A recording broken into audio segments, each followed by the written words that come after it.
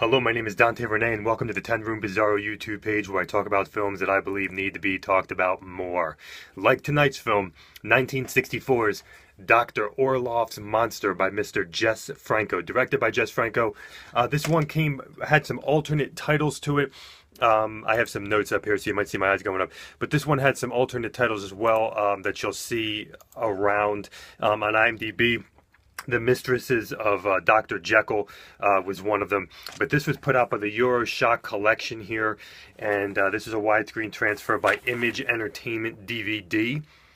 Okay, you can see some shots here. This movie is in black and white. And this is like some mid-60s output from Mr. Jess Franco, Euroshock collection.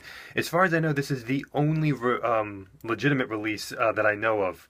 And this is the widescreen European edition. And this is my first time seeing Dr. Orloff's Monster by Jess Franco.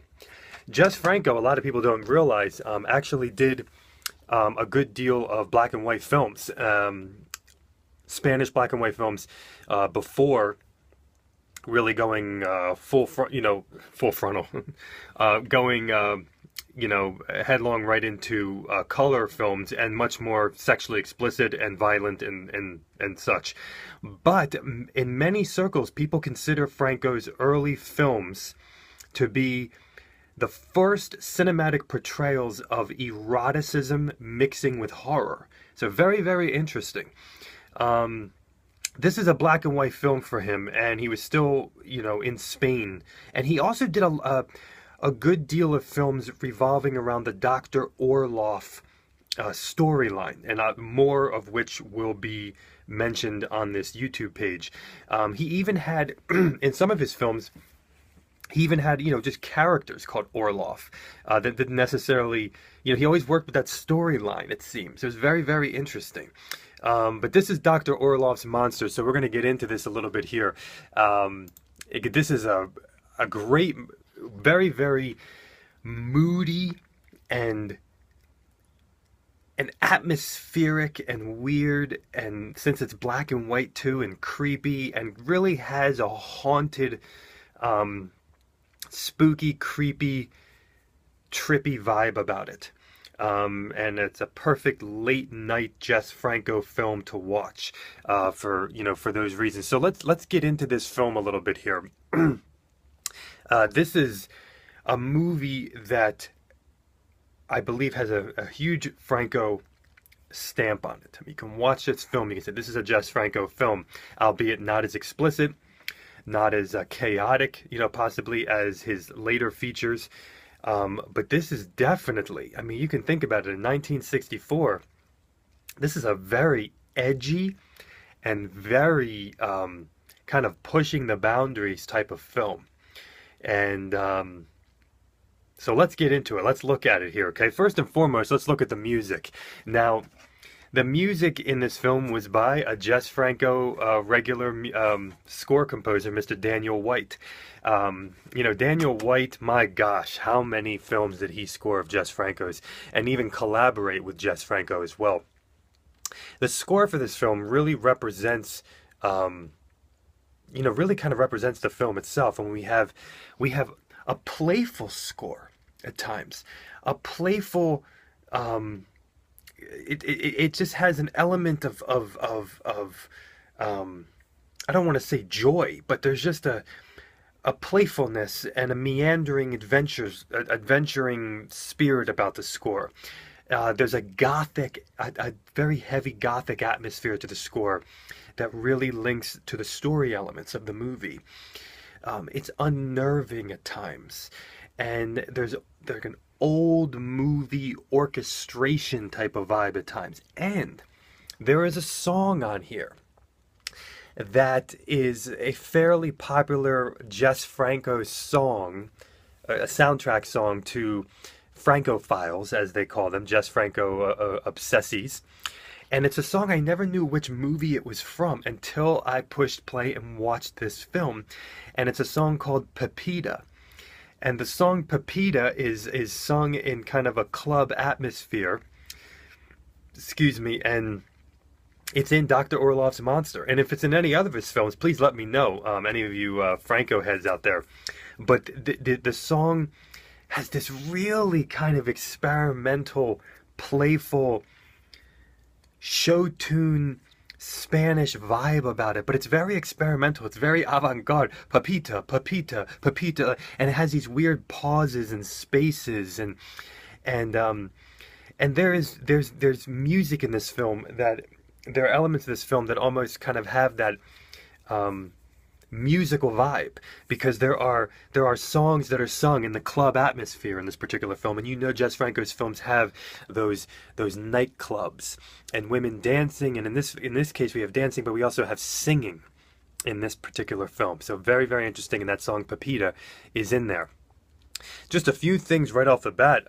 There are very energetic cuts in this film, in terms of, you know, scene to scene to scene to scene. I just felt a lot of energy, a ton of energy.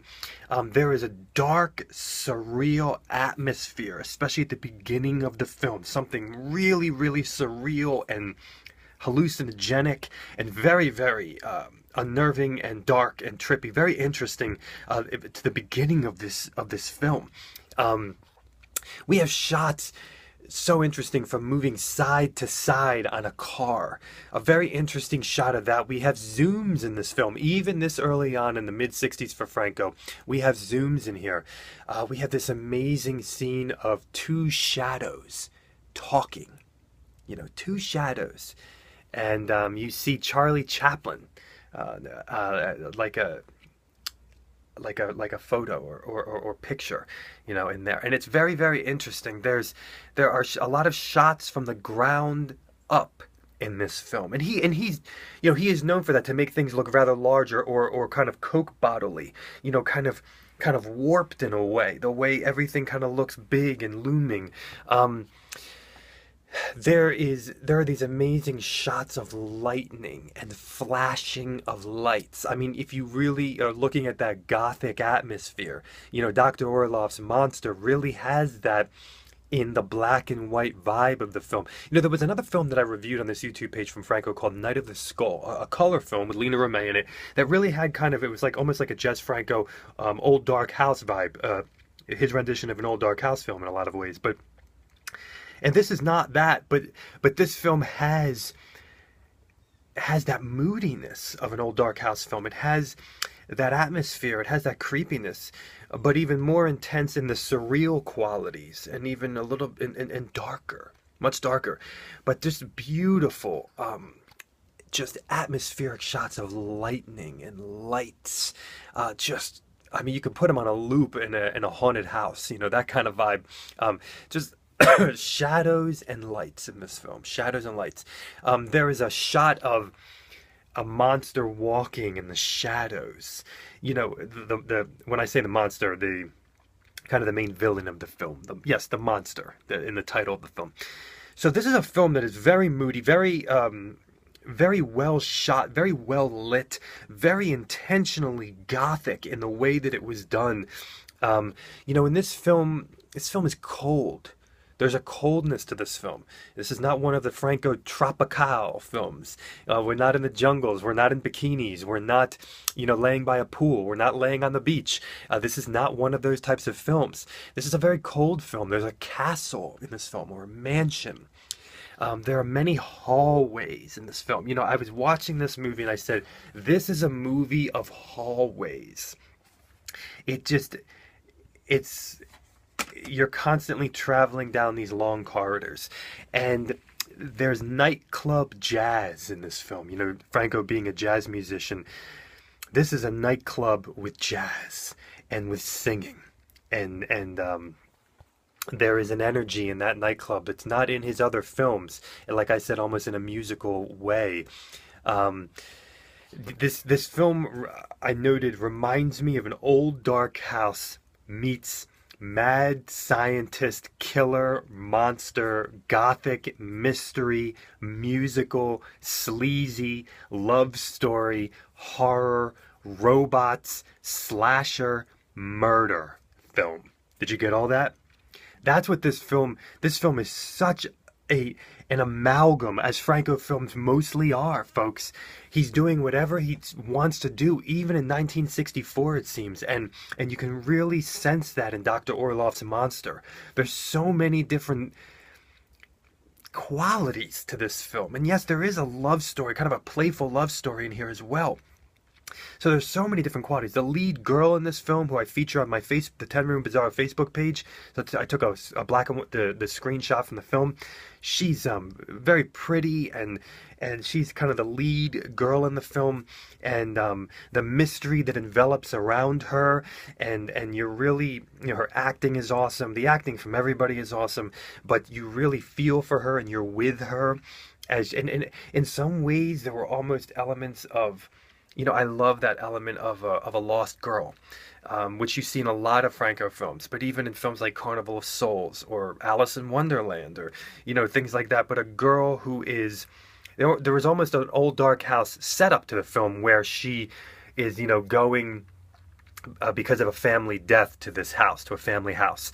And so there's that type of vibe. And there's some very disturbing elements to this film as well, as backstories are released and mysteries are revealed. In terms of the sexuality of a black and white 1964 Jess Franco film, where sexuality is a strong foundation for Franco, this is a film where you do have naked, topless nudity in this film. You have this amazing shot of a butt, a woman's ass in a thong with sheer over it, and it's just this amazing, like, you could have seen just how earth-shattering this shot would have freaking been, especially in Spain, especially in 1964. Holy crap. Very erotic, very sexual shot, and it's not even a bare ass. We have very stylized close-ups of the women in this film, and we have legs, we have feet, women's legs, women's feet, and I gotta say that there is such a sleaziness to the violence in this film. It was actually quite shocking.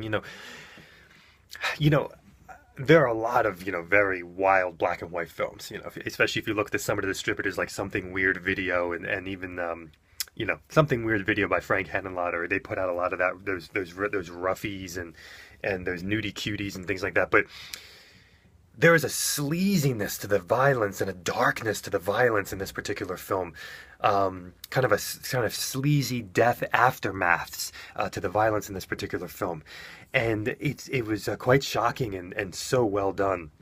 And I also have to say that an interesting little note is there was a really unique playful banter. I use that word playful a lot in this review, of cultural differences that might not mean a lot to you depending on where you're from in the world, but there's some interesting cultural differences spoken about in this particular film as well, with conversation. So that was something to note.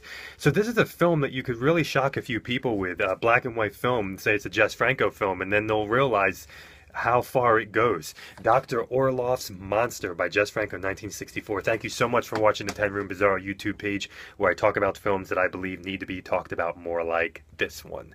Please feel free to check out my own personal films at youtube.com/poopydiarrhea. Thank you, and good night.